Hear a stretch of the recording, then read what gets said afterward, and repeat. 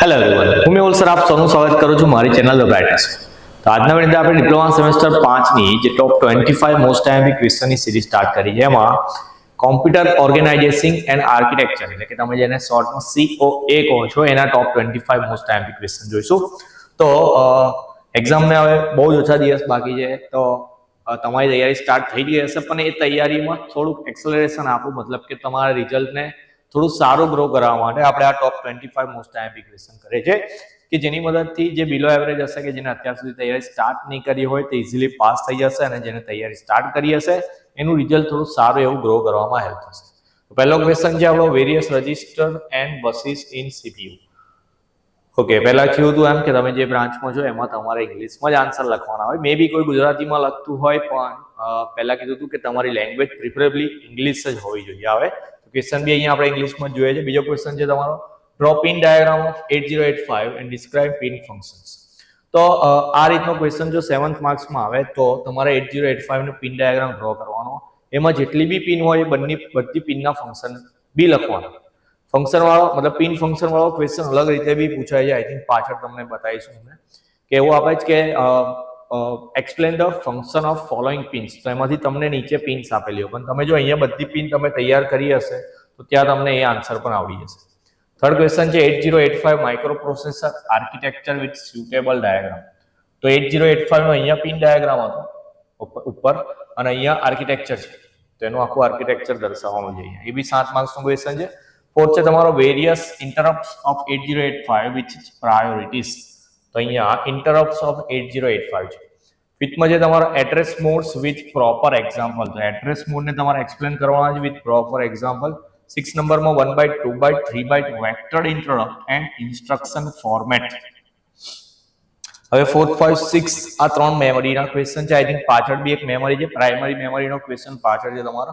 તો કઈ મેમરી કરવાની? તો કેચ મેમરી કરવાની, વર્ચ્યુઅલ મેમરી કરવાની, ઓક્સિલરી મેમરીઝ.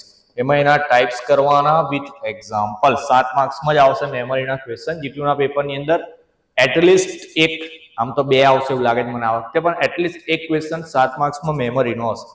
7th ક્વેશ્ચન બી પૂછાઈ ગયો છે 7 માર્ક્સની અંદર. CPU IOP communication with flow chart. 100% પૂછાઈ ગયેલો ક્વેશ્ચન છે. મેમરી એક 7 માર્ક્સમાં આવી ગઈ છે, CPU IOP આવી ગયું છે 7 માર્ક્સની અંદર. 14 માર્ક્સ અહીંયા થઈ જશે તમારે. 8 નંબરનો ક્વેશ્ચન છે hit and miss of cache memory with example. Okay, આગળ જોઈએ 9th નંબરનો ક્વેશ્ચન તમારો flag register of 8085 with diagram. હવે 8085 ના ત્રણ ક્વેશ્ચન થઈ ગયા. એક તમારું પિન ડાયાગ્રામ થઈ ગયું, એક માઇક્રો પ્રોસેસર આર્કિટેક્ચર થઈ ગયું, અને એક તમારું આવી ગયું ફ્લેગ રજિસ્ટર. આ ત્રણમાંથી બી એક ક્વેશ્ચન 7 માર્ક્સમાં આવશે. 7 તારીખ 21 માર્ક થઈ ગયા સર. ઓકે, ચલો ફંક્શનની વાત કરીએ. મેં તમને આગળ કીધું INTR, HLD, ALE, IOM, ready, HOLD આ બધી પિનના ફંક્શન તમારે લખવાના છે. આવો ક્વેશ્ચન બી એક હશે, 3 કે 4 પિન આપેલી હશે, એના ફંક્શન તમારે લખવાના ઓનલી. ચલો 11th માં જે list out and write function of conditional jump instruction. તો આમાં કંડિશનલ જમ્પ ઇન્સ્ટ્રક્શનમાં બી .jpg, .jpl એવા કંઈક ઇન્સ્ટ્રક્શન આવે છે.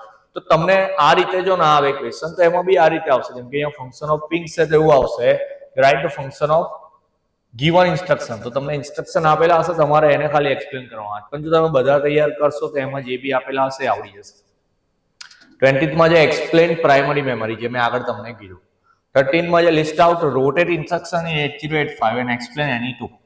તો રોટેટ ઇન્સ્ટ્રક્શન કયા કયા છે 8085 માં, એમાંથી કોઈ પણ બે ને એક્સપ્લેન કરીશું. ડિફરન્સ છે તમારો isolated IO and mapped IO. Input output છે આઇસોલેટેડ અને મેપ્ડ. 15 નંબરનો ક્વેશ્ચન તમારો classify various modes of data transfer and explain any two in detail. તો મોડ્સ ઓફ ડેટા ટ્રાન્સફર, તો ડેટા ટ્રાન્સફરના મોડ કેટલા છે એમાંથી કોઈ પણ બે ડિટેલમાં એક્સપ્લેન કરવાના. 16 માં ડેફિનેશન છે RAM એટલે કે RAM, ROM, EEPROM, associative memory. તો આ બી પૂછાય છે ઘણી બધી વાર. ડિફાઇનની જગ્યાએ એક્સપ્લેન લખાઈને આવે તો બી તમારે એ રીતે લખો. બે પોઈન્ટમાં સમજાવવાનું છે ખાલી. 17th માં જે differentiate program input output and interrupt initiated input output. તો ઇનપુટ આઉટપુટના એક આઇસોલેટેડ મેપ થઈ ગયું ને એક તમારું આ થઈ ગયું program input output and interrupt input output. બંનેમાં શું ડિફરન્સ છે જરા કોમેન્ટ સેક્શનમાં બતાવજો, એટલે કોઈને ખબર પડે કે સેમ તો નથી જરા બંને. ઓકે, ચલો આગળ જઈએ. 18 નંબરનો ક્વેશ્ચન તમારો ડિફાઇન ઇનપુટ આઉટપુટ ઇન્ટરફેસ. 4 માર્ક્સની અંદર પૂછાય એવો ક્વેશ્ચન. ઓકે, ચલો 19 માં જે એક્સપ્લેન જેવી રીતે આપણે RAM, ROM, EEPROM વાળો ક્વેશ્ચન હતો એવી રીતે સેમ.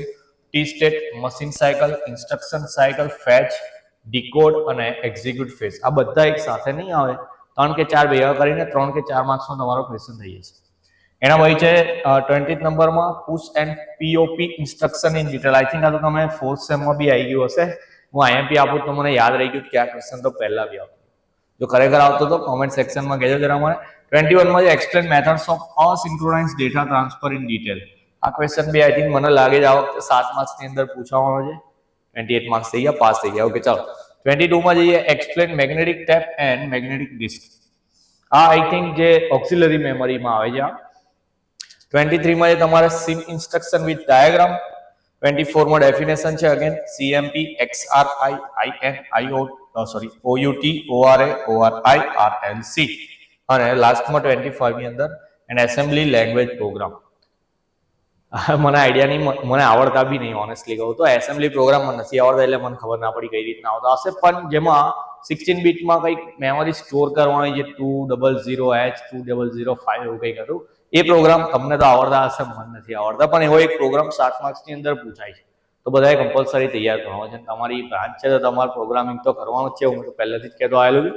તો 25 ક્વેશ્ચન છે એકદમ પાકા કરવાના. અત્યારે જ કીધું પાસ તો તમે થઈ જ ગયા છો, પણ તમને સારા એવા માર્ક્સ લાવવા મદદ કરશે. વિડીયો તમારી પાસે આવ્યો તો શેર કરી આપવાનું કે જેથી તમારી જેવી મદદ થઈ બધાની બી થઈ જાય અને બધા સ્ટુડન્ટ સારા એવા માર્ક્સથી પાસ થઈ જાય. તો મળી આવે નેક્સ્ટ વિડીયોમાં. ત્યાં સુધી બરાબર તૈયારી કરતા રહેવાનું, પોતાનું ધ્યાન રાખવાનું. જય હિન્દ, જય ભારત.